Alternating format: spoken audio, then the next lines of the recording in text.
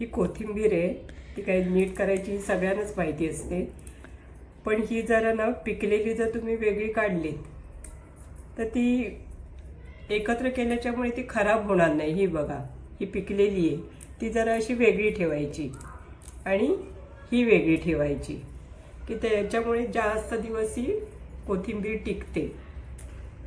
आता मी ही पूर्ण नीट करून घेते आणि मग ही परत कशी ठेवायची फ्रीजमध्ये. फ्रीजमध्ये सुद्धा कधी कधी पाणी सुटतं डब्यांमध्ये, तर ती कशी ठेवायची ही कोथिंबीर ती मी नंतर तुम्हाला दाखवते नीट केल्यावर.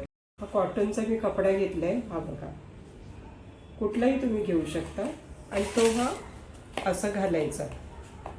तुम्ही ज्या डब्यात ठेवाल त्या डब्यामध्ये हे कपडा असा घालायचा आणि त्याच्यामध्ये मग ही नीट केलेली मी कोथिंबीर ठेवते.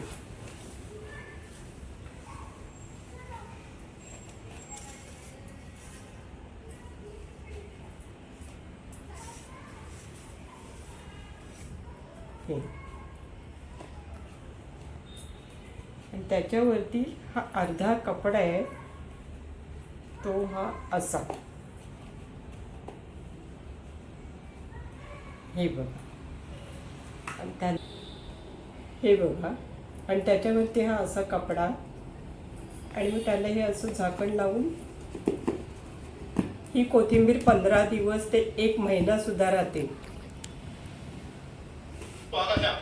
आणि आता ही पिकलेली कोथिंबीर जी बघा, तीही तुम्ही रोज वापरून टाका. पहिली ही वापरायची, तर ती तुम्ही कशातही ठेवा, प्लॅस्टिकच्या ह्याच्या पिशवीमध्ये ठेवा किंवा साध्या डब्यामध्ये ठेवा, पहिलीही वापरून टाका.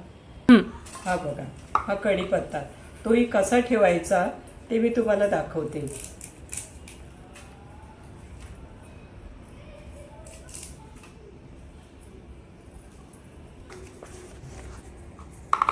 हा बघा, हा कढीपत्ता आहे, सुका कढीपत्ता घ्यायचा.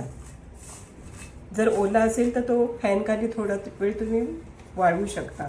आणि त्याच्यामध्ये हा माझा डबा आहे, त्याच्यामध्ये मी हे असा पेपर घालते खाली आणि हा कढीपत्ता त्याच्यामध्ये ठेवून द्यायचा की खाली पाणी सुटतं ना डब्याला, म्हणून खाली मी पेपर घातले. हा सुद्धा खूप असा ठेवला तर खूप दिवस टिकतो. आणि त्याच्यावरती परत साधा पेपर आणि तो सुद्धा ह्याच्यावरती मी ठेवते. तर ह्याच्यावरती का, तर वरून सुद्धा ह्या झाकणाला पाणी लागतं, पाणी सुटतं फ्रीजमध्ये, म्हणून मी हा असा ठेवते की हा सुद्धा कढीपत्ता अगदी 10 दिवस आरामात राहतो किंवा जास्त दिवस. तुम्ही बघा करून.